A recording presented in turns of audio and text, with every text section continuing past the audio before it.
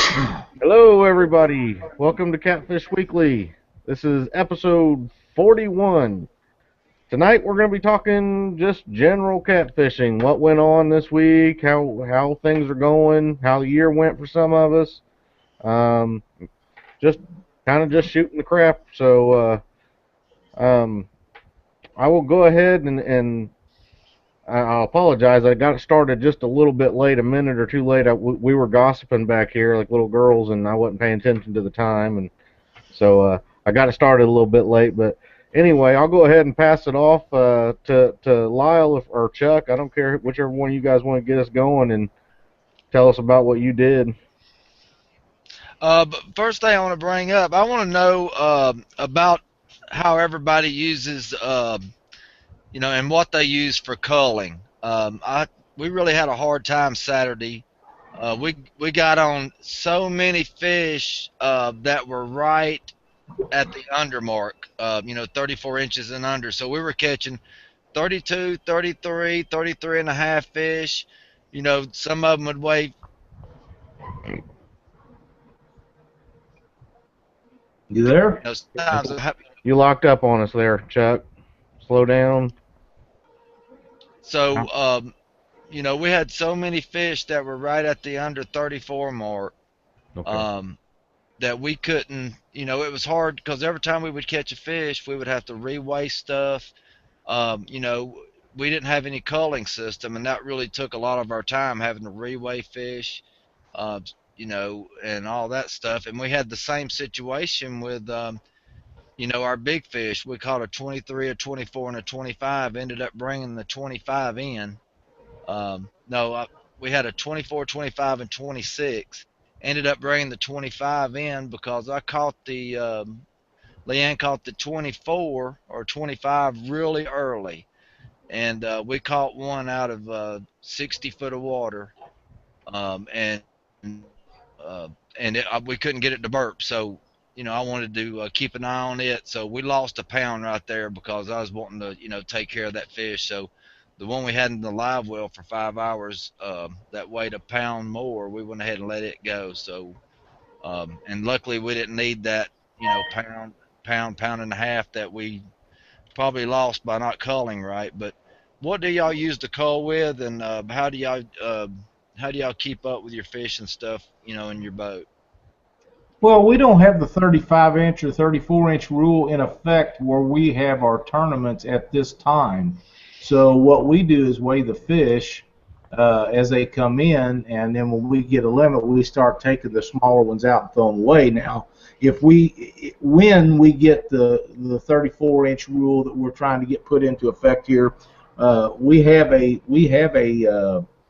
measuring device on the boat. It sets up underneath the front deck, and like when we was in Owensboro, we had that to where we could just get it out and measure the fish.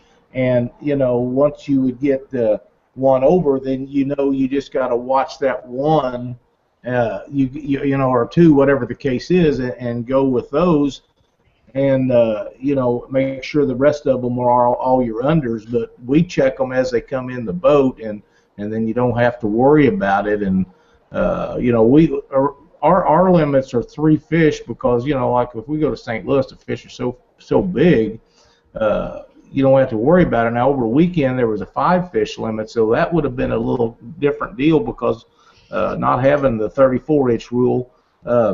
You'd have had to weight every one of them, and you'd need some sort of a tagging device like those ones that they put in their mouth or through the lower lip or something, where different colored balls or something on it. That way you would know. If we was going to do a lot of tournaments that had more than 3 fish limit, I would definitely have a set of those to be able to check on them and know which one's what, and go that way. Yeah, I looked at a lot of different culling systems today because I'm not going to go through that again. I'm gonna come up with something if I have to make one myself. So I seen some that you put around the tail, and they're elastic band, and they have a slide on them, kind of like the slide like on a 100 mile an hour hoodie, where you just Right. press in on the button and you tighten it up. So you don't really have to get it real tight on their tail. You just get it where you want it, and and I was, the one I looked at, it already come with different colored clips on it, but that gave me an idea to go to the hobby shop, maybe different color wooden beads or something, and try to come up with something to put around their tail because I'd really hate to poke holes in their mouth. Are you talking about the little slides that slide up and down a piece uh, like duck decoy cord and you pinch it and slide it and then you let off of it and it locks in place? Yes. Oh, yeah, I got a whole box full of them. That's a great idea. I haven't seen that set up, but I think that'd be outstanding. Yeah, just do a Google search.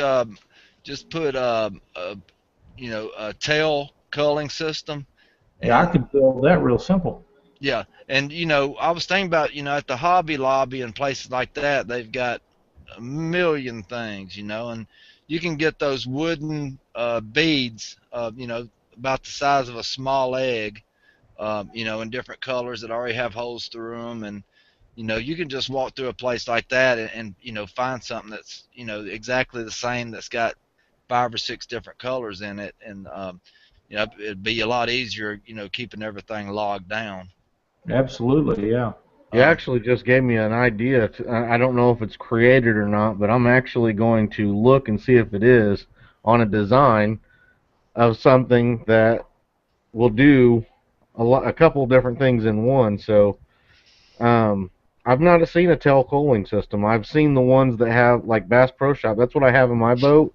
It has the squeeze lip grip almost type thing that will. But I know that those aren't.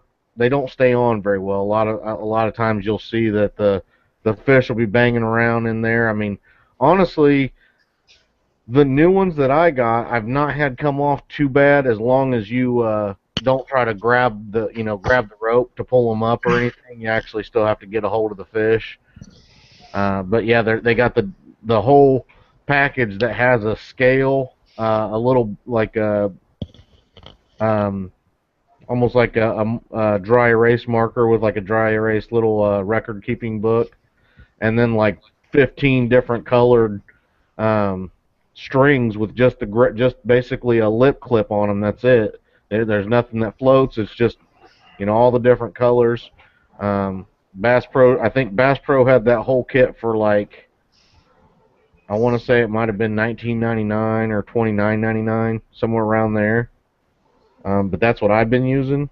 But yeah, I mean that thing that you were just talking about gave me a good idea for um, a product. I mean, like I've talked about in other shows, I think that if you can think of a good product that isn't made already in catfishing, it's only going to help catfishing, just to get it out there. But yeah, I know. I mean, you're talking about half Nicole. I mean, the ICA, the tournament trail that we fish a lot. Um, we get out on a lot of lakes and stuff where there is a lot of channel cat tournaments, and you do get to where, you're throwing out, um, 3.2 pound fish for a 3.4 pound fish. I mean, it can be, something where you can't really just look at them. You got to keep them, and a good thing that I normally do is actually keep a few extra fish in my live well just in case one of them fish I have in there, starts not doing well or anything. You want to get it back in the water and try to help it survive, yet still have a replacement fish. And there is people, I believe it's Casey Tuderos and other people that will they'll take every single fish they catch and put it in their live well. They don't catch a fish and throw it back. It don't matter how many they have. They don't like to put a fish back in the water because they feel that it I don't know if it like puts off a scent or anything like the stress scent, and that stress scent makes it so.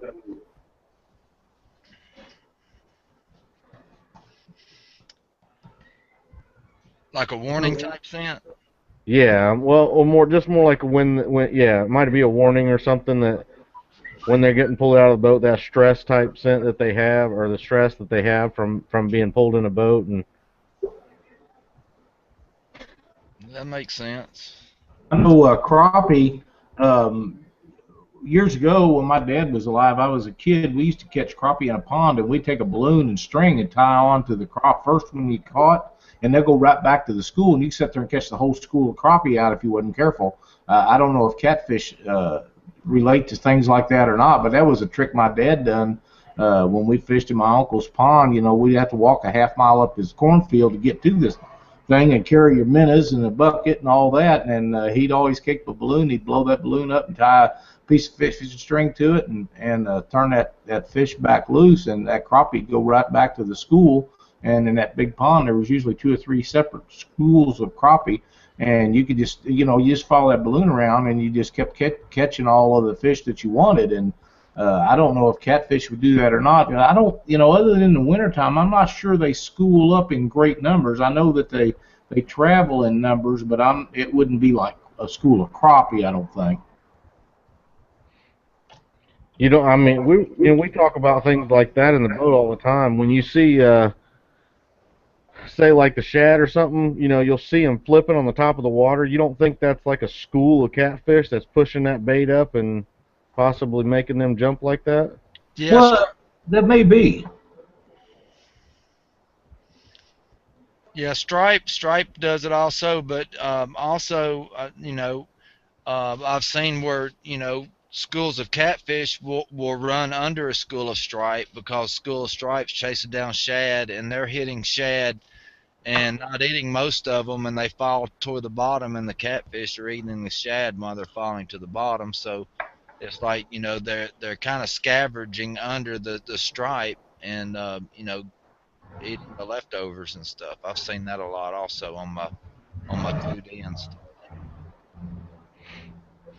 Yeah, then I know that just so that people know in the chat, I think it was um, Robert Barges said that what he does is takes the different colored hair bands and puts them around the tail, and then writes down the weight for each color that he has on the hairband.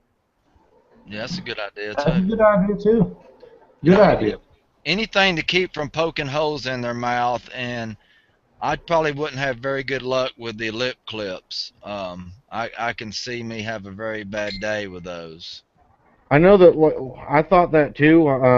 I've seen some that they just didn't do very well. They didn't have a strong enough hold on them. I know that my partner actually had some that he custom made, and I think they might have had it might have been a type where he actually has to poke a hole in the side of the mouth or something, or try to use the hole where he hooked them at.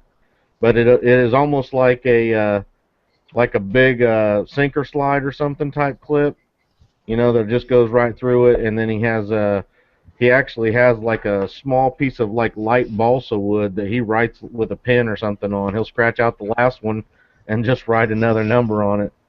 Yeah, when you're fishing the slot limit type stuff, when you're fishing with two overs and three unders, you need to be writing down the weights and the lengths also because you can have a 36 inch or 35-inch fish in the tank, and you can have a 33 and a half, that inch and a half difference, with them laying around down there, you really can't tell. So, not only riding the weight, the 33 and a half, what may weigh more than the 35, but, that 33 and a half may be your biggest under of the day. So you want to make sure you never get rid of it because, getting that heaviest fish up to 34 inches, is very hard to do. So, the closer you get, the better off you'll be at the end of the day. So, you got to write the weights and the lengths down on most of them to, along with the color to make sure, you know exactly what you got in there. And that's what I was running into Saturday. I had a lot of problems with having so many fish that were right in that range. If I wouldn't have had that first, you know, that 25 pounder right off the bat, because I was catching, some 30, 36 and 37 inch fish also. Leanne probably caught 20 fish all day. You know, and if we would have had to go in without a 20 something pound fish and had all, you know, 14 to 17 pound fish, you know, we would have had to play our cards really close, you know, to be competitive with second place. Yeah, and also you had mentioned something that I want to touch on again. Um, you had mentioned about burping the fish. Um, just about every fish that I was seeing caught and brought into our Saturday tournament was probably caught in over 40 foot of water. Um, my partner and I uh, in the Ohio pool caught a fish in about 50 foot of water. Happens to be a new ICA club record blue cat of 69.3 pounds. Daniel Lux caught the fish. Um, we pulled it up, and that fish, you know, even with fighting him coming up a little bit and everything, um, you really couldn't tell how big this fish was until he got near the top, and he actually got to the top and he did a tail swirl right underneath the water. And when I seen the size of this tail swirl under the water, and I mean right underneath it, I could see it was just a massive fish. And he finally gets this fish in the boat. I mean, you know, the fish kind of went away from him, and I thought, well, maybe it might have burped because it took him a little bit to get this fish up. But he got it up in the boat. We got it up in the boat actually. You get a 70-pound fish, normally you need two people to help pull him in the boat. But we got him in the boat. Um, you know, he had laid there for quite a while. We were trying to get he had tangled up a couple rods and you know, it was all in the net and everything else. So we were trying to get everything out. Um, these fish, I don't care if it's 5 pounds or 70 pounds. It's very easy to know that they need to be burped. You know, it's filling that belly. If that belly feels like a balloon that is just aired to its maximum capacity, you push on it and you're getting a lot of resistance. That's just you know super hard. That fish needs burped. And there's a few different ways people go about burping a fish. Some people will say you just lay it on the floor of the boat and he'll eventually burp. Um, that you know you can try that. I'd let a fish sit out five minutes or so, probably not too much longer. If you're in a tournament and you're wanting to make sure that, or you're just wanting to make sure that fish is healthy. Um, Myself, I keep a tube, a small like quarter-inch uh, clear plastic tube. You know that PVC, not PVC, but the bendable type tubing. I keep about a 3 foot section of that in my live well, and I can just stick that down the fish's gullet, and you'll instantly hear the air come out of that belly, and then you'll feel that stomach, and that stomach will feel like a balloon still, but it like a lot less full. You know, he'll either be way softer, or you know you'll get a good feel that it's definitely let the air out. I mean, it's real easy to tell when it's super hard like that they need to be belched. Um, You're letting the pressure out of it. That's you know, yeah, and it softens everything up.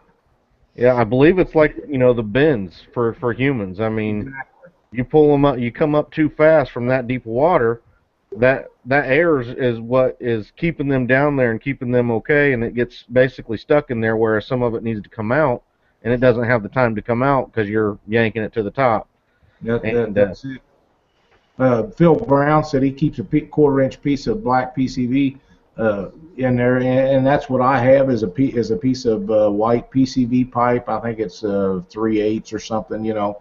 But yeah, what you're talking about around here, they call milking tubing, and it's used on milking machines. It's clear plastic hose, is what it is, yep, and and that's easy to store and get out of the way, and it folds up or wraps up and that would be perfect to use. So yeah, that would be a really good idea. But you know, very seldom do I ever have to burp one. But you know, if you're in a tournament, don't take the chance on losing a fish that might put you in the money or even win a tournament because they will die if that air is not let out of there. You know, some of them won't survive it, and Personally, I don't believe in just laying them there and leaving them lay until they expel that air out. But hell, it may die before it gets rid of that air, or run out of oxygen or not be able to intake oxygen. I would want to let it out some way, shape, or form. And I just got a message on Facebook from Denise and Brian. Um, they showed me a picture of what they're using. I believe it's also available at like Bass Pro, but it looks like I don't know if it's a customized um, version, but it's like what I was just talking about, where it has the clip um, that you would put through the lip, and then it has a ball that can be adjusted on both sides for the weight. Like 1 pound or one side being a pounds. But I do believe that ball, if I looked at it, it only goes up to a certain amount of poundage, and it's not quite big enough for fish like on the Ohio River. But I could be wrong. Um, Well, you can use the ounces for Pounds. yeah, for pounds. So I mean, you won't be able to get close, but I mean, if it's 535, you can use it for 33.5 or something like that. You can you know just just go with the tenth instead of the hundredth. I guess, well, for us little guys down here that have to fish for little fish, though, ounces are sometimes needed. Yeah, I mean, you don't have to go with the hundredths. That you got the tenths. With the bass Yeah. guys, that they'll go 5.35. We can do 5.3 and most time be fine. Yeah, I think a lot of the products, that are out there are kind of designed for bass guys, and we just take them and adapt them or use them however best we can for catfish. So, um, like I said, I'm gonna do a little research on like as soon as you started talking about that thing, I sort of mentally created a thing that doesn't know. I don't know if it's been created or not, but if it hasn't, then maybe I can get one started. And Well, look, I mean, you can Google it right now. Just do a tail cooling system. There's only seen one. Um, and it's got the different. He's using different colored clips, and the clips have a number on it. The yellow clip will have a one, and it's the one Lyle was talking about, where you pinch it and you slide it down the elastic. Um, it's like a O-ring band. It's the round elastic material, and you just pinch it and you slide it around. Then the color of the clip is and it has a one on it, so it'll be like there'll be a blue 5 and a yellow 4, and like that. But you could get all black clips and just buy little colored wooden beads or something, drill them out if they're not the right size, so you can color code. It'd be just as easy. Because you got to think how big them tails get. I mean, some of the fish, probably like the one you caught this weekend. oh yeah, In photos, you don't see how fat the base of them tails, but you in one of the photos, you was standing next to him and you was holding the tail, and you can't even get your hand around nope. half of the tail. That's what I was getting ready to say. Is that fish was just so large in the body, the tail on him. I was trying to, most of them, even them bigger fish, you can get your hands around the tail and get a good grip on it. This fish's tail was just so thick in a tallness, in the tallness of it too. That I mean, I could barely get and I have giant hands. Ask Ron Streeter or anybody who's watched my YouTube video about baits. They've seen it. Yeah, and you don't notice that in pictures, and even a fish that you've held and had your hand around, the base of that tail, you'll go back and look at the photo later, and you're like, well, I don't see it like I did when I was actually holding that fish. Yeah. When we were sitting there, me and Daniel were, after we had put the fish in the live well, I mean, we're still sitting there going, man, I wonder how big he really is. I mean, it really is hard to, without actually just sitting there having the fish in your arms or looking at it directly in comparison to you, I guess, or something. It's hard to remember and really think about how big it is. I mean, and even in pictures, I mean, we were trying to take pictures of it in the live well and stuff, and it really does talk a lot about, a lot of people say, oh, they take a picture of a fish and somebody says it's this and it's not this, or whatever it is. Every picture we looked at, to me and him, it made the fish look like it was 30 pounds. But having the fish in our arms, we're like, no. I told him, I caught the 64 earlier. I said, after picking this up with me and you and everything, and looking at how big the body is on him and everything, I think this fish is bigger than the 64 that I caught. And he was just, his personal best before that was 55 pounds, and that was, I believe, somewhere down south in Alabama, or something, maybe Wheeler or something like that. His personal best, Ohio, I think, blue was 30 something. So, I mean, that 69 pounds is a quality fish on the Ohio River. I cannot explain that enough to people. Um, that that really is a beautiful fish for anywhere on the Ohio River. Yeah, that's a good fish anywhere, but for the Ohio River, that's an outstanding fish. It Yeah, I mean, really is. it's too bad that me and him weren't fishing the monsters 2 weeks earlier and caught that fish, because that would have been a $4,000 fish, and the crowd would have loved to see that. And sorry, Jody, I know that you're happy that you got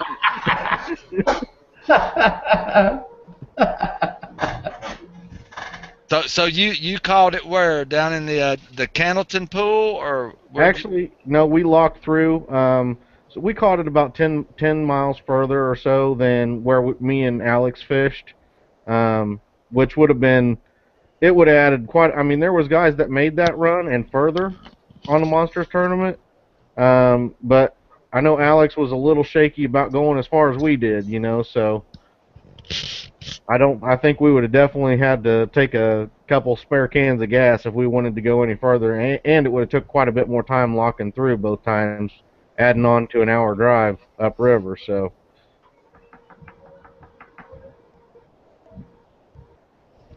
Yeah, I'm sure you're right, and I know a lot of them guys that carried spare gas tanks in their boats down there because they was going so far. But getting back to what you guys was talking about on the size of those fish, I just want to mention something. You was explaining that that fish looks big or it don't look big, and I tell people all the time this, and they look at me like I'm goofy, but Jason Mathena puts a lot of 50, 60, 70, 80-pound fish in his boat. and he's a monster of a man, so he makes them fish look small.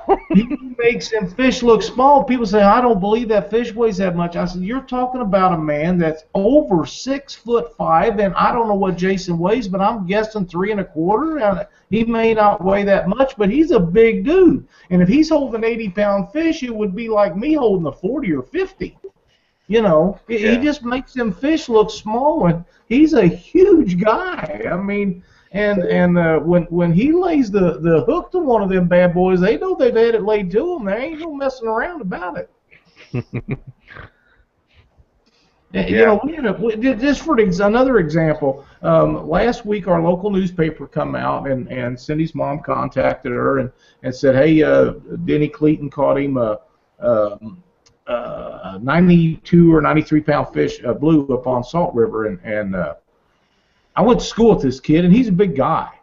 And I'm looking at that picture, and I'm saying, man, that 50 will kill that thing. I just know it can't weigh no 90-some pounds.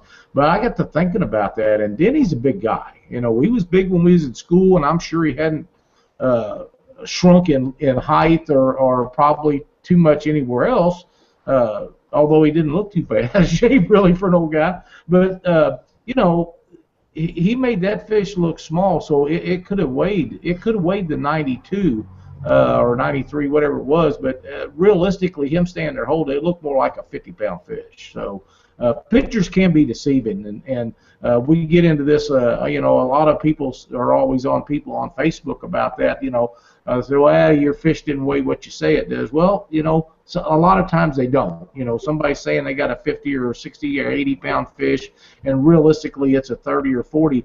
But a lot of times, if they take consideration of the size guy it is, that'd be like Phil Brown. I met him over the weekend up at the tournament. He's a really super guy. Uh, you know, Phil's really tall. If he had a 40, 45-inch fish, you know, it wouldn't look that big because Phil's well over 6 foot, and you know, he would make that fish look in you know, compared to you or I not being nearly as tall. You know, you and I are holding that thing up this way, and its tail down towards our feet, it would look huge. Where if Phil was holding that thing as tall as he is, or Jason Within, or someone like that, it wouldn't look as big. Yeah, that's what. First time I met Jason Bridges, I told him, I said, I thought you was 5'2", 120 pounds. And you know, he's a pretty big old corn-fed country boy. I mean, he's not small. He's big boned country boy, and you know, You you know, look. he don't look near that big. No, he's a big old country boy, and you know, looking at all of his fish, you know, I'm like, I really know how big them fish are now. You know, That's right. actually, and you don't realize that until you actually, you know, are around the person that's been holding them fish, and you know, it's a big difference. Yeah, I mean, and you know, with angles and you got guys that like to do the holding the fish you like this at you, or I mean, even if you hold it a little bit like out from you, it really can change the appearance of a fish. I mean, so pictures are just really, really tough to. I mean, it's tough to say. I mean, there are, like Lyle said, there's times where you know somebody, you know, somebody's claiming this 80-pound fish, and you're looking at it saying, no, you know, you don't, you'd have to be a giant, you know, You and know, and it's like I say with Jason, he is. I mean, he's oh yeah, just a big guy. Six oh foot yeah. eight, probably, isn't he? I mean, He's at least 6'5".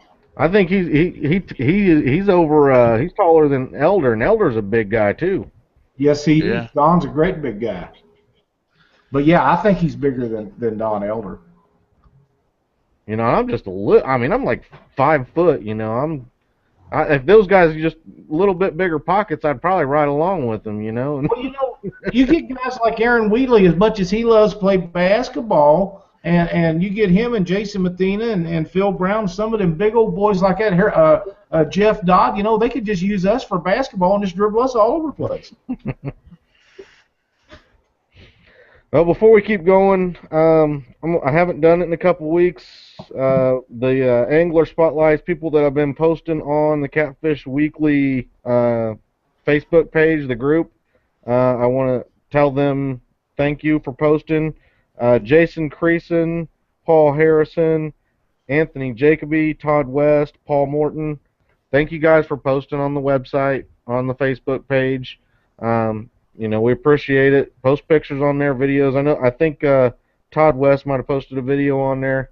We really appreciate, you know, the content like that. People love watching it. So, guys, keep posting on there. Even if you've posted on there before, post some new stuff on there. I know you guys got tons of pictures. Share them on there with us. So that's all I got for that. We can keep on talking. So Bud, how did your year turn out compared to how you was wanting it to when you you know, set your goals at the beginning of the year? You know, how, you know, compared to how many tournaments you was wanting to fish, your average finishes, you know, the goals you set for yourself, and you know, all about how do you think your year was? Well, I honestly, my first year, I'm about 3.5 years into tournament catfishing. Um, you know, by far, I'm happy with what I've done. I definitely, you know, I'm a person that is always going to try to do better and better. And so my first full year in the ICA, I got ninth place. My second year, I got seventh place. This year, with our fourth, we got fourth place in the final points tournament. It pushed us up a couple spots, I think, and we ended up in fifth place overall. So I'm proud of that. I'm talking. You're talking Casey and John in first, Chuck and James, um, Ron and George. Some really good fishermen are the guys that were up ahead of us. So to be up there even with them at this early of a stage, I feel is really good. I feel like me and my partner Dan, we worked well together this year. We made a few big mistakes that really cost us on some tournaments, and to do as well as we did, even out of all these teams, we're actually one of the only teams that never won a tournament. We never won a single tournament, and we were consistently like just out of the money, in that fourth to 10th place, and you're talking 25, 35 boat tournaments. So, um, it definitely doesn't help the pocketbook to do that often, but it ain't about the money for us. So, as long as I'm progressing and you can see that progression and I'm learning something, um, this year near the end, I slacked off on my Fud Goes Catfishing, which is my blog basically that is sort of like my journal. Um, and I definitely want to get that updated, get that back up to date, and get back on that better next year. Um, but overall, I'm proud of what we did. Um, by the way, that 69-pound fish that Dan caught, I want to let everybody know Dan uses 30-pound monofilament. That's his main line, 30-pound mono, and he uses spinning rods. So he ain't out there, you don't have to have 80-pound, 100-pound braid to catch a 70-pound fish, 80-pound fish, or even a 100-pound fish. He fought that fish correctly. He had that thing coming up. If it fought him in the littlest bit, he was right there on his drag, making sure, that thing wasn't going to pop his line or pop a hook. He kept the tension on it. You could not have fought a fish any better. So he did a great job, and he really likes fishing like that. He for the sport of it and everything. Um, so I just want to congratulate him again on that fish. That was really really good job on fighting that. Yeah, And I, Well, I think a lot of people take their fishing, with most of us being tournament fishermen, we get too serious about it, and the fun part of it, like fighting a fish, when we're in a tournament, it's get it in, get your line back out, get another into the boat, and you lose track of how much fun fishing really is if you're not careful. yeah, I did a lot of that light tackle, light line stuff, and I got broke off after I let them get down in the structure and stuff, and that's why I upgraded to 80-pound braid and stuff, because the a lot of places where I go find them and pull them off of the structure, when they head back to the bottom, they're going down there for a reason. They're gonna try to get around something and break you off. So I found out last year when I upgraded to 80-pound braid and 80 and 100-pound mono leader, and 30-pound drags on Pin Phantom, that when they were heading down to that pipe or that rock or that log, you got to um, be able to turn them real quick. I got to turn them around, because using that 30 and 40-pound big game, it's very tough line, but after they get you down there around that log, it's over. So I just had to upgrade to keep them off of it, and it's helped me out a lot. I've got my personal best since then, and there's no way with my older setups, especially the pipe I was fishing on, because I've lost a few on that pipe, using my old setups. And when I got that fish on, I leaned back in the seat and I stuck that rod in my stomach. And every time he started to head to the bottom, I turned him around. I said, "No, big boy, you ain't getting down there where you was before. You're coming up." And it was 35, 38 foot of water, but I made sure I had him. I got him up to the top 3 times, and he got about halfway back down, and I turned him around, and I ended up getting him in the boat in about 3 minutes. And after pictures and everything, he spent about 3 minutes in the boat. and he was back out. So Guys, there's some new braid that I've been hearing about a little bit. It's basically like it's a lot stronger in the tensile strength, I guess, and it's more abrasion resistant. I believe Chuck Luck might have wrote a review about it or something. Um, I look forward to seeing something like that. I'm not a big mono fan. I've tried it. Dave Ashby got me really thinking about it one year. I put it on a pole. I just couldn't deal with it. So I put a 100-pound Power Pro on mine. That's what I feel comfortable with. It might be overkill. I mean, I go out channel catfishing with it. So I Yeah, don't. But I do want to say real quick. I want to. Brad Durrick's been on the show. He's in the chat right now. He's letting everybody know Rumble on the Red, June 27th and 28th, 2015, Grand Forks, North Dakota. You want to get into some monster channel cats? That's probably where you want to go. that's a really, really good time up there, and they've got all the bait and everything you want to need right there at the Cabela store, right there where the boat ramp is, and it is a phenomenal place to catch monster channel cat. It really is. That'll be a great tournament for those guys that can make that up there. It'd be really a good time, and the whole community up there gets behind their tournaments that they have that I've been to, the Catch Incredible tournament. I mean, and friendly and nice and helpful and do anything for you. So go up there and enjoy yourself, folks. You'll have a good time. so Yeah. how did your year turn out, Lyle? I mean, for Well, the tournaments you was wanting to fish in, your finishes. Did you finish where expected and all that good stuff? well, we started out really good. The first six tournaments that we fished this year, uh, we didn't have a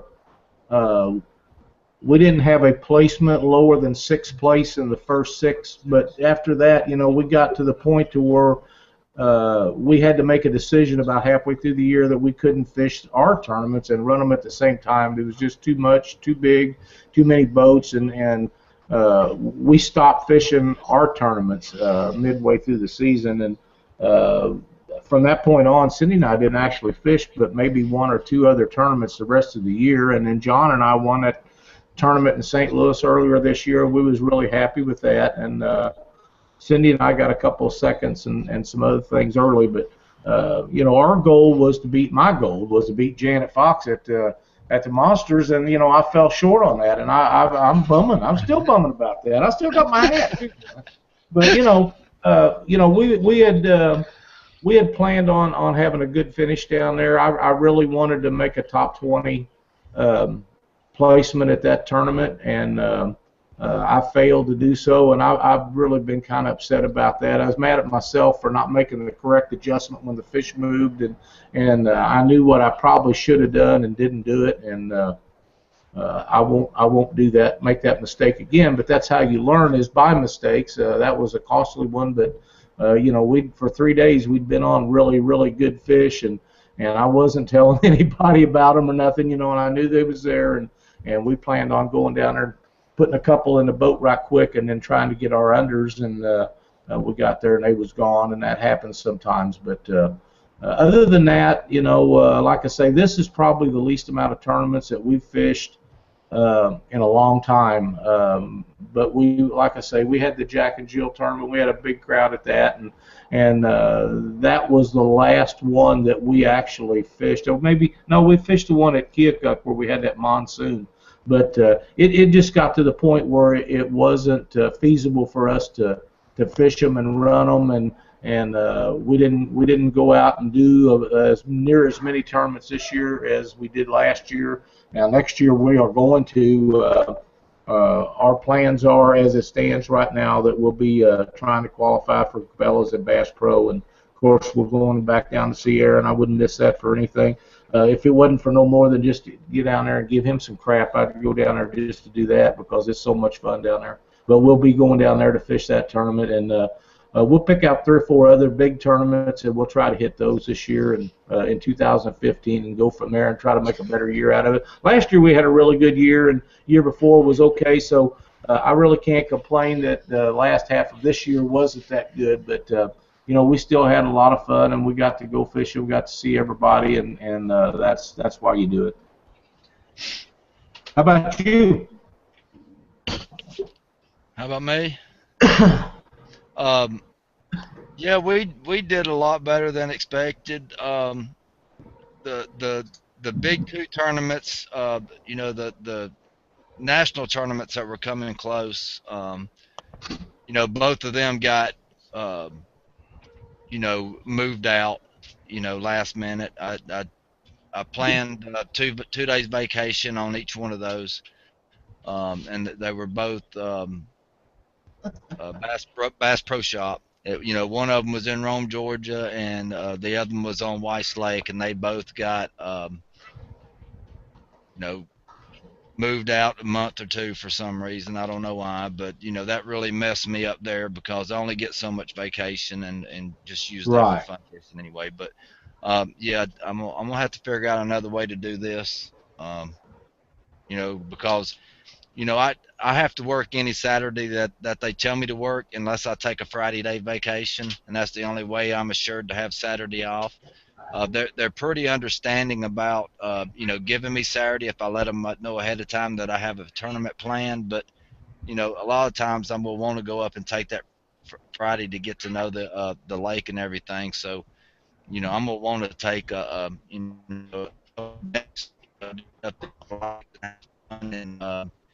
feel comfortable when I'm launching instead of feeling lost when I hit the lake. Um, so it's just if these tournaments are carved in stone and they just stick with them instead of starting to rearrange them after they put them out, that would help me out a lot, especially the local ones that I need to go ahead and put my vacation in advance, so I can make sure I get those days off. Yeah, yeah, that's and that's we've been extremely busy here and this year, and that's kind of weighed into some of this stuff too. But everybody's got to work, and there was some big guys that didn't make Aaron's tournament this year because of work situation, and uh, it happens. That's just part of it. But you have to live. You have to eat. You got to survive.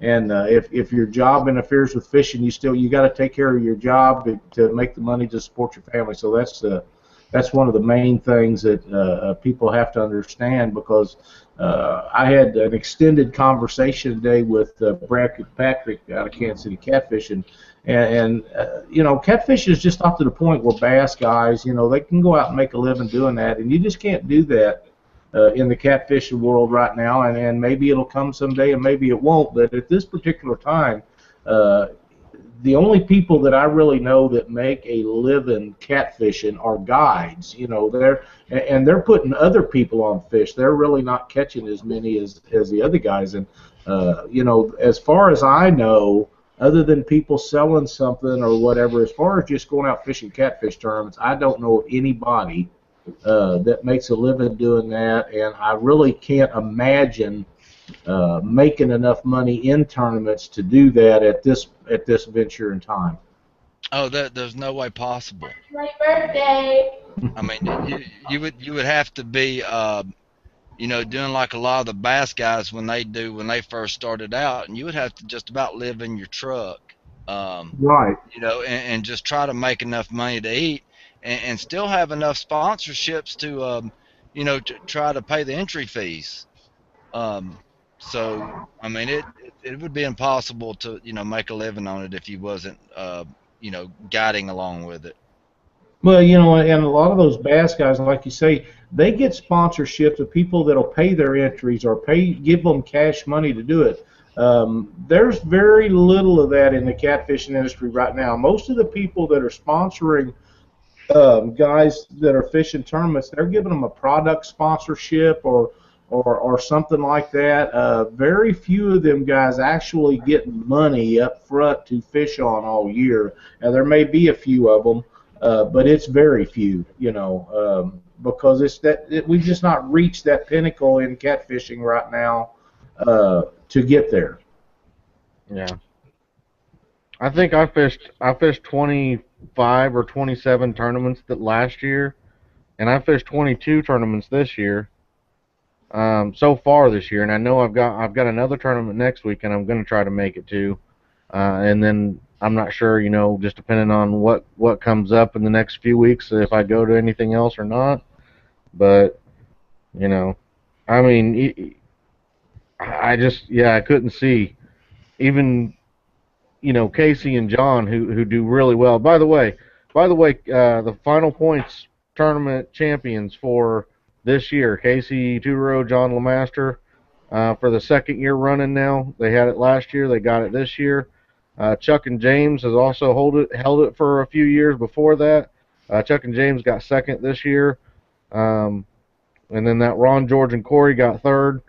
Um, Let me see who got Lloyd Tanner and Brian Portliff fourth place, and myself and Daniel Lux in fifth place. So, but really, congratulations to Casey and John for that. 2 consecutive years back to back winning the ICA points championship. Good job, guys. Yep, absolutely. That's wonderful. Win that 2 years in a row. If you can do any series and you can win it 2 years in a row, you've hit a home run. Yep, you're doing something right. Gotcha. Yeah. Like me and Daniel discussed it on the boat. We decided we know what Casey's doing. He's clunking. We know it. He's got to be. I've seen it on TV, and that comes up some very. He's up there clunking. Well, them guys are great fishermen, and they've earned everything, all the whatever they're getting in the tournaments and the reputation they're building for themselves. They've earned every bit of it. They do an outstanding job. They're tough competitors, and I got to tell you, the last 2 years in a row that I visited with them boys down in Owens, but they are the nicest people and polite and courteous, and they are what catfishing is supposed to be. I mean, they are. They're great guys, and I just, I enjoy visiting with everybody at those big tournaments like that. But those guys, they're special. They really are. Uh, I wouldn't say the poster child, but right now they are the new catfishing. Yeah, I don't know what you want to call it, but they're the new breed of catfishermen. They've got something figured out. It's working. It's kind of like Daryl, Jason, and Harold, Jeff Dodd, and them guys. They've all got something figured out. I don't know if it's location or if it's how they look for fish or if it's some kind of bait they're using. They're real successful. And them boys have got something figured out that works for them. And it may or may not work for someone else, but it works for them. And they're just really good guys and very young. They got a bright future in this sport. All right. Robert Tallman, he wants me to let Lyle know with Black Horse Custom Rods and Bottom Dwellers Tackle. Thank you very much. He really appreciates it. He wants to let you know on Catfish Weekly that he really appreciates you guys helping out with the catfishing for a cause on October 5th this year. Well, you're very welcome, and I know Dave feels the same way. Dave's all about doing the right things for the right people, and I know that he would tell you if he was on here that you're very welcome also, and that's for a great cause, and you guys work really hard to make that a good project, and we're all very proud of what you do. Yeah, he said that with your guys' help, they raised over $1,200 for it, so he's That's really appreciative. that's outstanding.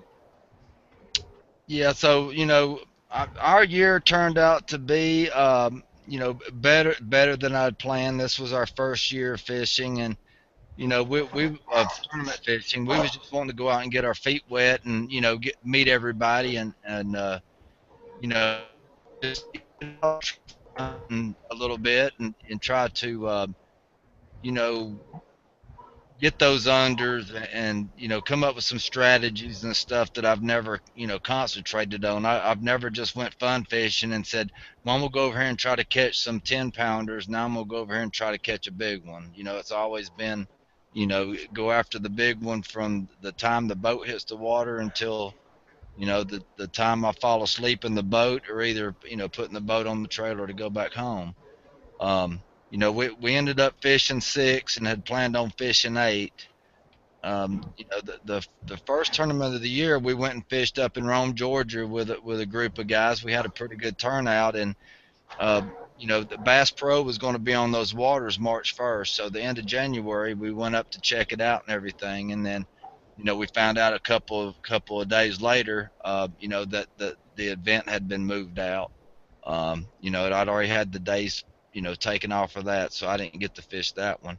Um, then there was supposed to have been one on Weiss Lake, and then it got moved out. I had days taken off for it, so that was another event I missed out on. We fished a Gunnersville tournament, and we had a third place finish. It was our first time we've ever placed in the tournament. Besides the one last November, we fished a little 7 boat tournament, and Leanne, it was a big fish tournament, and Leanne caught the big fish, and we won that one. It wasn't any kind of sanctioned, or it's just a bunch of good old boys getting together. But um, the Gunnersville tournament, we got third place, and then we hit a river we've never fished before. We went down and fished the Warrior River with the Alabama Catfish Trail, and we came in second place with the big fish. Then we went and fished Wheeler. Got first place with big fish, caught a 54 pounder at that tournament. Um, the Alabama Catfish Trail is 1 over 34 inches and 2 under. Because new people coming in the sport really don't have the live wells and the accommodations for a 5 fish limit. So, and we also want to be able to accommodate if somebody wants to fish by themselves, they can still have the one fish over 34 and not break any state laws or anything. Um, the big tournament that I've been dying to get to for the past 2 years, I didn't care if I fished another tournament all year. We made it to the Monsters, and you know we set our goal. I wanted to get in the weigh-in line. I didn't care if I weighed one fish at 1 pound. I just wanted to go through the weigh-in line and not get skunked. We ended up catching 3 fish for 22 pounds. Came in 44th overall, and that was way above our expectations for that one. Yeah, I would have loved to win it. Everybody would, but just being in that weigh-in line was excellent. And the last tournament of the year, this last Saturday, we got first place in big fish in it. So I would say our year turned out a lot better than expected. And my partner Leanne, she's come a long way, and we've been working really good together. And we hope we can step it up a little bit next year. Well, Robert Vargas says that catfish and tournaments are addictive, and I would tend to agree with him on that. They're extremely addictive. Yeah, they're it felt like more I was competing with myself than against other people. Um, that's what I'm very competitive, but it just seemed like I had expectations when I hit the water, and I was competing against myself. I was pushing myself the whole day, and um, that's what made it so real for me and so interesting. If you go out and place and beat other guys, especially guys that have been fishing the same waters for a while, that really made me feel good that I was able to go out and fish against guys like that and be able to hold my own. But I was also tickled that I made my goal, and I was able to do what I've set out to do when I hit the water that day. So it is very addictive, and I'm really liking it, and I plan on doing it for a good while now. Well, we've been doing it for a long time with some success, and not success every time. Don't misunderstand me, but it's the competitive thing in everybody is why you do it. And as much that for Cindy and I as anybody, but we really enjoy meeting and being around the people, and I was telling you guys before the show, we hung up the Catfish Weekly banner there, and every once in a while somebody would drive by that wasn't even in the tournament, and they'd want to talk about the show. They knew about it. Other guys wanted to stop in. They wanted to look at some fishing rods or talk about catfishing or ask you questions on something. And some of the people had no idea who any of us was, and others did, but we enjoy that aspect of it, not as much maybe as fishing, but I don't know. It's pretty much of a toss-up. I made the statement before, Monsters of the Ohio is our favorite tournament because everybody that we talk to, deal with, Raz over the years, is down there. And we can go down there and everybody's together at one spot and we can just have a blast. Fishing is a bonus, although this year would have been more than a bonus if I could have had Janet in that Cardinals cap, but it didn't work out that way. But, it's a lot of fun being around everybody. But the tournament, when we crawl in that boat on Saturday morning, we're all business, and it doesn't always work out. It didn't down there, and it doesn't every time. But the time like you and Chris had last weekend, where it does work out, that makes you think that all the hard work and time and effort and money that you put into it's all worthwhile. And even though you're probably not making your money back, you've done something and you've hit a lick, and you got the hardware to prove it, so nobody can take that away from you. And it's the competition that makes it fun, and I think that's why we all do it. Yeah, and the friendships. I mean, just as an example, here I'll even pull it up on my phone. I might, you might be able to see it, you might not. The ICA, such a good group of the core guys that are fishing it. I basically said, I wanted Saturday for everybody, at least as many people as I could get to come and eat dinner together at the Mexican restaurant right by the hotel. Now, I'm going to put this picture up to the camera. You might be able to see it, you might not. There you go. But there's just about every team, I think, that fished in that classic in that photo.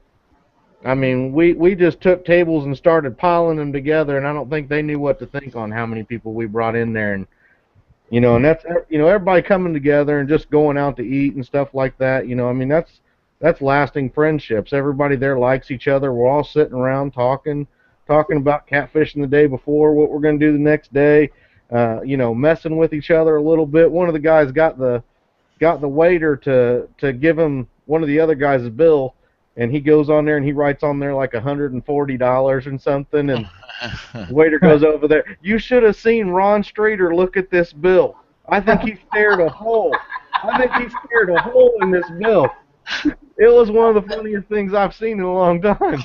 He kept like, what? Wait a minute. And the waiter was like, I sorry, it's not me. What you was talking about, getting out and eating. We usually all get together sometime. Most of us do, and have a meal like we all did down there at Aaron's. But one of the things that I used to do, and we got away from it, 5 or 6 years ago, we'd have a tournament on Saturday. Of course, we knew everybody's going to be down there Friday or Friday evening pre-fishing these tournaments. And I would go to these towns and make our proposal to have a tournament, and somebody, whether it be the boat club at Clarksville or the VFW, some group or organization would fix us a meal on Friday night, and we'd all get together, and it wasn't free. You had to pay for your meal. But everybody would get together and we'd have a dinner, and like you say, it was so much fun. And the next thing you know, you got so much going on, you forget to do it once, and then you forget to do it again, and the next thing you know, you get away from it. And another thing that we used to do that was a big deal, we would have a awards dinner, and we'd hand out the Angler of the Year awards for the youth and the ladies and the open and whatever other things we did. And we had Ricky Bracken come up and talk about safety with the barges and stuff one day. We had the guys from Conservation come down and make a little talk while we was eating our dinner one time. And again, this is not free, but nobody seemed to mind to pay for their meal. because we was all getting together and you all got to see what everybody done and talked about the the year in and again we got away from that and probably shouldn't have. That's something that is very important that as a group everybody gets together and you'd be surprised. I mean, we packed them places plumb full. Uh, they'd have to open up other rooms to get us all in them things, and I really feel that I dropped the ball on letting some of that stuff go. But there comes a point in time when you can't do it all, But them was a lot of fun, and them's things that we should have kept going. There was one other thing. I noticed Robert Tallman had asked a question way back in the chat earlier.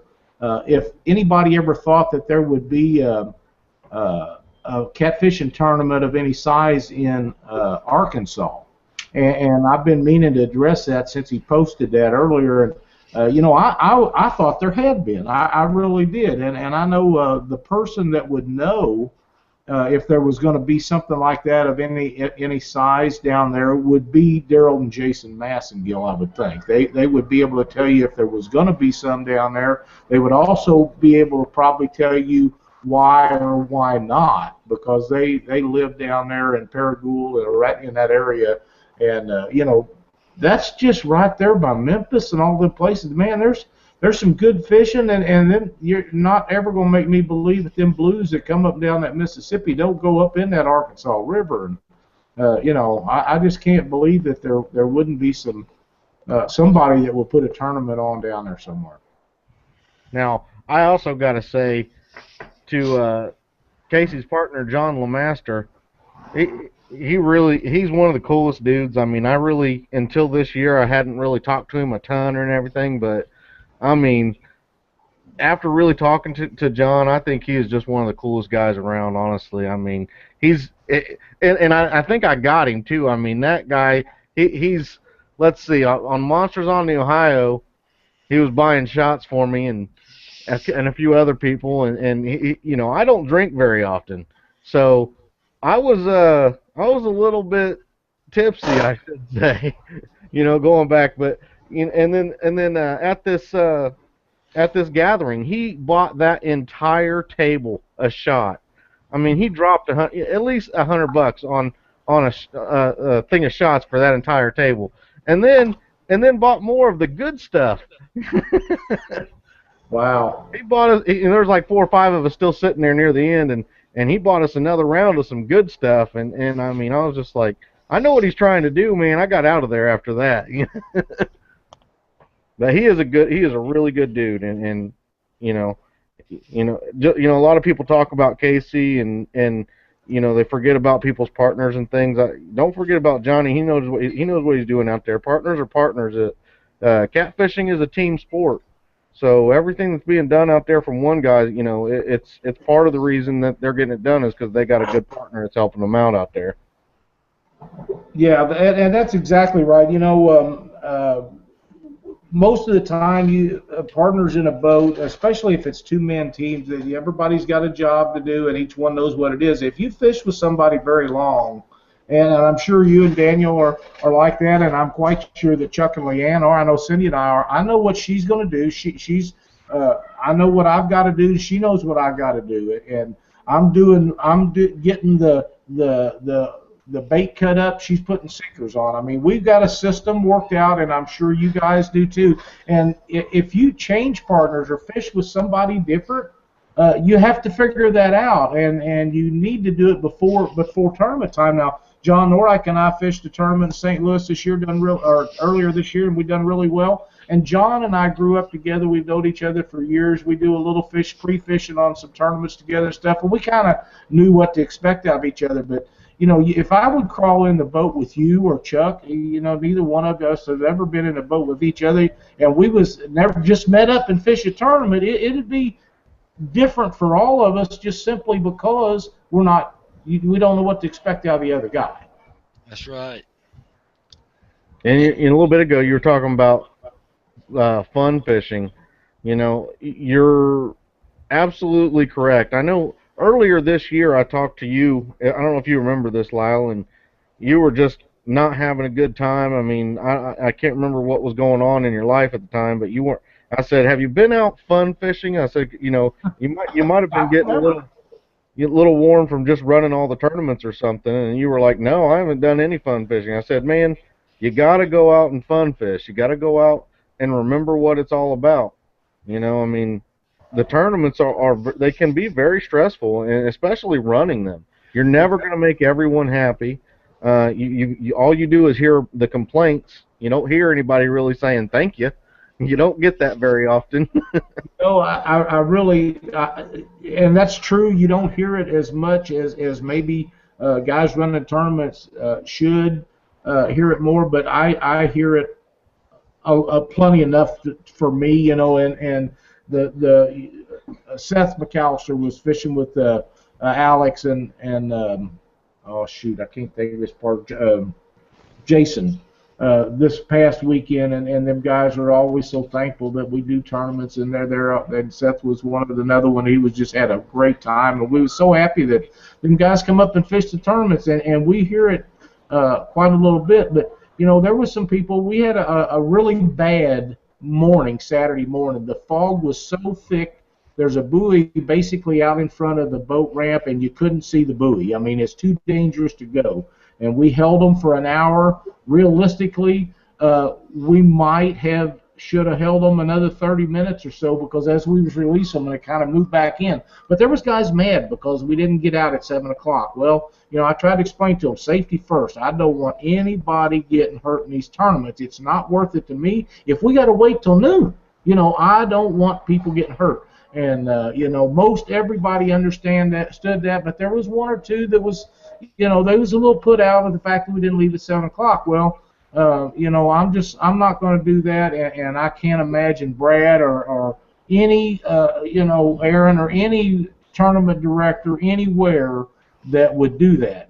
That's like lightning. I'm not turning nobody out if there's lightning. I'm not going to do it. And, you just have to wait a few minutes, and we extended an hour onto the time. I wouldn't have if it had been Sunday, but on Saturday, everybody's staying over for another day anyhow. But, people need to understand that safety has to be a priority in these tournaments, and everybody has to understand that. You just have to. Yeah, Streeter delayed us for about 2 hours on Sunday. Saturday, our fog was fine. I mean, it was perfect in the morning. Sunday, we had that super thick fog that you're talking about, and we got delayed about 2 hours. We extended it about an hour because daylight's getting shorter as the year goes on right now. But well, kudos to him for doing that, because that's the correct thing to do.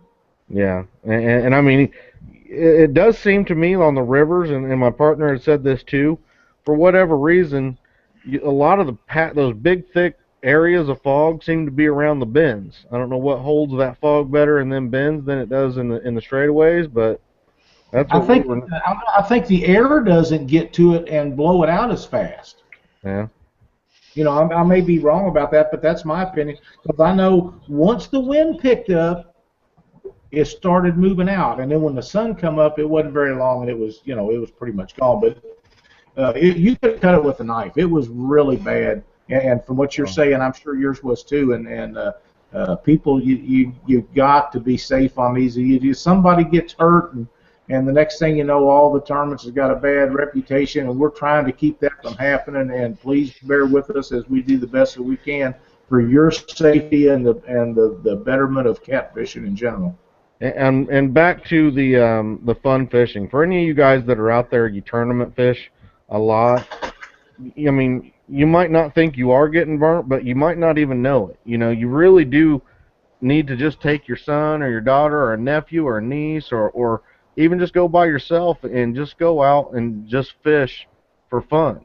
Don't have the stress of a tournament. Don't have to think about how many fish you have to get in the boat in a certain amount of hours, and really just sit there and reflect and remember about this is what you're doing that you love to do, and just be in that moment. You know what I mean? Getting back to what you was talking about a while ago when you asked me about that, and I kind of got off track on that a little bit, but I do remember that conversation, and I still didn't get to go out But you was right, and you're right. Um, Tournaments are very stressful, and anybody that tournament fishes should go out a day through the week or after work, or sometime when they're not tournament fishing, or pre fishing is almost as bad, and go out and just catch fish. Just have fun and forget about all the pressure and all the stress, and oh, I got to beat this guy, or I got to make Janet. Well, just forget all about that stuff. Just go out and catch some fish and have a good time. It it's the most relaxing thing you can do. If you're doing it for fun, you can't beat it with a stick. Cannot at all. I mean, it's therapy. I mean, it's the only therapy I'd ever go to. Yeah, it'd beat any shrink you can spend your money on. Yeah. And I do. I mean, myself personally, you guys, if you're friends with me on Facebook, you probably see me posting pictures of channel cats. 13 pound, 12 pound, 11 pound, 8 pound channel cats that I'm catching. At these local little lakes, and I'm not tournament fishing. I'm just going fishing with buddies. I'm just trying to enjoy myself and what I love doing, and just about anybody that ever says, "Hey man, you want to go fishing?" My response is like, "Yeah." Well, that was a stupid question. Yeah, that since we tournament fished this year, last year we probably fished every other day. Y'all seen all the pictures we were putting on Facebook. Oh yeah. We were fishing every other day, but when you start doing this tournament fishing, your play money's kind of ate up. That's very true. You got to save up for these events. You got to start budgeting. And we hardly had any time to we had time, but we really didn't have the funds to go out and do the fun fishing that we did the year prior. So you got to kind of sacrifice a little bit of one to do the other, or kind of do half and half. But um I was going to do it all, or not do it at all. So um it's it was still fun though. I tried not to let the pressure get to me too bad. You have the big takedown, and he don't hook up. That's about the most stressful time. For about 5 minutes, you're like, "What did I do wrong?" And it kind of eats at you for a minute, but then it goes away. Um, but like the tournament that's coming up in January. These guys, Jason Nycock, and Vince, and Philip, all these guys were coming down with friends and fishing Wheeler last winter, and every one of them sent me a message, or we was commenting. They're like, "Chuck, you need to get a tournament together down here, and we can all go the same week." Um, you know, I didn't have insurance and all that, so Daniel, the director of the Alabama Catfish Trail, I was on him. I said, "Look, these guys really want to do this." I said, "I tell you what," he said, "if I can get the money up and apply for my LLC, and have my insurance on time to announce this early enough, I'll do it." And I said that it'll be worth your while. I said these guys will love it. So Daniel Parsons, the director of the Alabama Catfish Trail, he took my idea and he's running with it. So that's going to be some fun fishing. I think there's going to be some really big 5 fish limits come in. I believe some of the best catfishermen in the United States are just going to come down here to play. There's going to be enough money involved to make it interesting, but then again, it's going to be a whole lot of fun. And I just can't wait for that event to evolve and see what it's going to get at. A lot of people are frowning on the trailering part, but the way Daniel explained it to me, that everybody's got to show up for the live well check, and then when he blows the horn for everybody that launches, that's when the trailering people also get to leave the parking lot at the same time. So That's they're not off to where they get to put in at 4 in the morning and everybody's wondering if somebody's fishing before time and all that. So they got to leave the parking lot at the same time as the boats leave. So it's kind of a disadvantage for the people of trailering because they're not it going to be in the is. And water as long. when we done trailering for that one year, we done the same thing. You drawed your number, or you got your number from entries, or however you wanted to do it, and you left out when your number come up. And if you was trailering, you had to drive to where you was trailer, then put your boat in. So you was out an hour and a half, both ends of the day, and that's the only way that trailering can be fair. And that stuff of letting them guys go out and set on, I'm telling you, boys, every tournament that there is, I don't know why I'm not the catfish or the tournament police, but I get call after call after call. These guys telling me we're fishing on this water. Can't believe these people are so dumb that they're letting us do it. And man, they're going to give you a lot of well, it doesn't matter. You can beat them, and you can if you know how to do it. I assume. The thing is, that's the only thing we've got to keep people in check. But if it, don't call me up and tell me that you're doing something like that, because if one of these guys asks me, I'm going to tell them, yeah, he called me and said so. Now, I'm not going to give them names, but if they say, did such and such do it, did they call you and say, yeah, I got to do it? I mean, I owe them guys that much. But, that's the only fair way to do that. That'll let them people sit out there on there. You cannot expect 50 or 75 or 100 people to sit out there for 2 hours before a tournament with bait on their hook and not drop it in the water. Come on, boys. That's not going to happen. All Yeah, right, guys, we're going to be Yeah. pushing this show on an hour and a half, so we're probably going to need to close this out. I want to let everybody know, me, Chuck, and Lyle, and everything. We have had a great time doing this just bullcrapping session that we did here. There's been I think up to 18 people or so in the chat talking, which is it's great. It shows the show is definitely growing. People are showing up and chatting with us live during the show, which is just awesome. So thank you guys all for coming on the show and in the chat and talking with us, and it's really making what we're doing a whole lot better, and we're enjoying it immensely. So this was awesome. I'm gonna go ahead and get the closing statement started. So, Chuck, go ahead and get us going. um, I I just want to say thanks to you and Lyle. So far this year has been really good. The support y'all gave me and the confidence fishing the tournaments. We talk a lot before the shows and after, and y'all have really helped me a lot. Pursuing this tournament catfishing part. Um, I've already explained that the tournament on January 3rd. All the information is on the Alabama Catfish Trail. If you have any questions, just message the Alabama Catfish Trail, and Daniel Parsons will answer any questions you got. You can go to alabamacatfishtrail.com, and down at the bottom it'll say new, and it'll say January 3rd tournament. You'll click on it, and he has the rules and everything posted for the January 3rd tournament.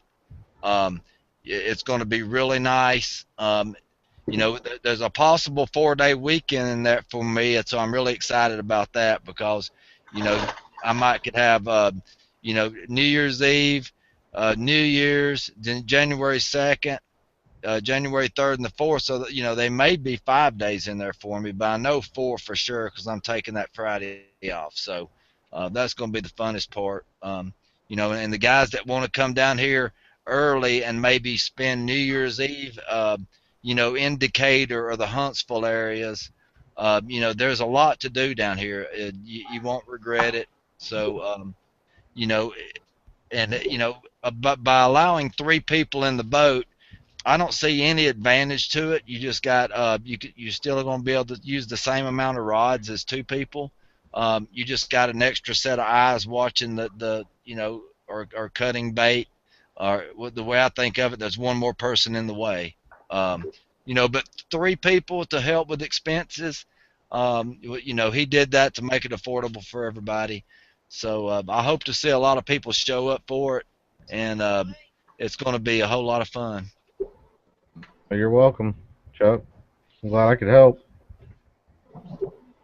Well, it's been a good year for our show.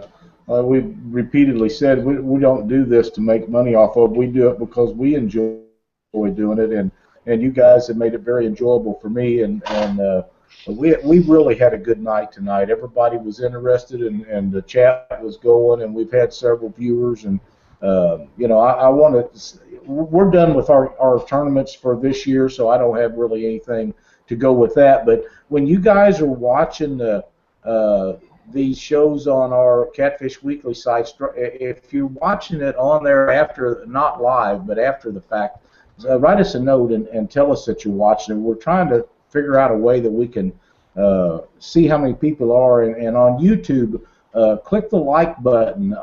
Write us a note there on YouTube. It's got a spot for that, and let us know if you like the show. And because I know that we're getting a lot of views that we don't know about, and we're trying to get a handle on that. It's really hard to do.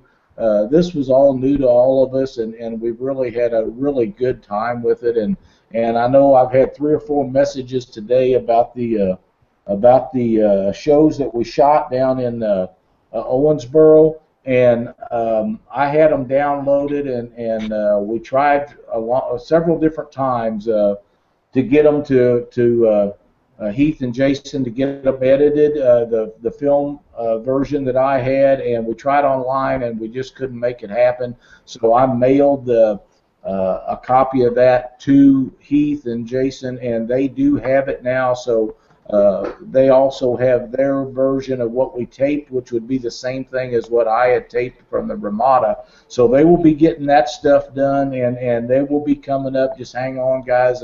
I know you want to see it, and I know we didn't get it live, and I'm sorry, but it just didn't work out this year. We'll work on that to try to make it happen next year, because I really think that'd be cool, and I know a lot of people was really wanting to know that day what was going on. And please understand that is a huge undertaking when you're down there, and we was all engulfed by people talking with us and business with you. Besides, we was trying to pre-fish and fish and just bear that in mind. But Bass and Moores was very generous, and Ramada too, to let us use their facilities to film these shows. And I think when you see them, you'll enjoy them very much. And Chuck's deal with the tournament down there in January, I'm going to try my best to make that happen. And Jason Aycock and Phil Brown and a bunch of these guys that go down there throughout the year, Troy and them guys, I've never been there, so again, I'm going to feel at a disadvantage, but I hear so much about Wheeler Lake that if we can possibly make that happen, I want to try to do it and be down there. I think it'd be a good time, and we're going to try to make it if we possibly can. All right. Basically, again, congratulations to Casey John for winning the points trail. ICA tournaments are done for the year. I believe Chad Wall out of Extreme Catfishing is having a tournament this Saturday from 8 to 5 at Tanner's Creek in Lawrenceburg, Indiana, on the Ohio River. $60 entry fee. There's no memberships required. I believe it's his last tournament he's going to have this year as well. So come on down, fish that. I'm going to try to be there. Say hello. Just don't beat me, and make sure you stay out of my spot. But besides that, thanks to all the sponsors for Catfish Weekly, Indiana Hunter, Black Horse Custom Rods, Catfish Magazine, Hoosier Whiskers, Aaron Wheatley with Monsters on the Ohio is going to be up here soon. So thank you to all you guys. What's that? Whisker where? Well, I'm just talking about the paid advertisement sponsors right there. But yeah, as far as everybody who's donated stuff throughout the year, like Whiskerware and Team Catfish, and also, yeah, I forgot to mention earlier on the Gary Turner guided catfish trip giveaway. We're still doing that. All you got to do to get entered is go over to Gone Fishing Adventures. Look that up on Facebook. Like his page. On the page, you'll find a cat, like a photo. I think it's of Gary holding a great big blue cat. It'll say on it like the Catfish Weekly on it or something like that, and down below you'll see a bunch of people talking and making comments. You got to post a comment on there, and somewhere in that comment mention Catfish Weekly. That's all you got to do to be eligible. And what you're eligible to win is a full guided trip, full day guided trip with Gary Turner uh, down in Georgia, and he'll take you out for a full day. $350 value. He'll set you up, try to get you on a lot of good fish. Um, Definitely one of the nicest guys you'll ever meet, and I guarantee if you go down there and fish with him, you'll probably go down and fish again in the future. So um, thank you for all the fans, everybody's watching the show, the people that come up to us, say hello, tell us you like what we're doing. It's great. It makes us feel like what we're doing is worthwhile, and we really appreciate it. The show's really taken off good, so we hope to make it better and better for you guys. If you guys have ideas, suggestions, anything like that, go to our forum. We have a forum if you didn't know. We talk about it at the end of every episode now. Catfishweekly.com/forum. Post it in there. Let us know what you think, or get on there, post some content. Wanting to make it a well-used forum. I know not a lot of people are using forums anymore, but that's just because there's not a lot of good ones left. So hopefully we can make it, one of the good ones. So thank you again, everybody. We had a really good time tonight. I know it ran on long, but I think it was worthwhile. And hopefully we'll bring you some good stuff again next week. And as soon as we decide what that topic and stuff will be, I'll put it up for you guys, and I'll try to get the other episodes that I was ill for a little while and I wasn't feeling well, and I didn't put the past couple episodes on the website. Those will be put up, and the podcast will be put up. So if you were waiting on the podcast, I'm sorry. I do apologize. But they'll be on the catfishweekly.com website hopefully tonight, maybe tomorrow at the very latest. But until next time, everybody, have a good night, and make sure that next week and anytime I'm out there with you, you stay out of my spot.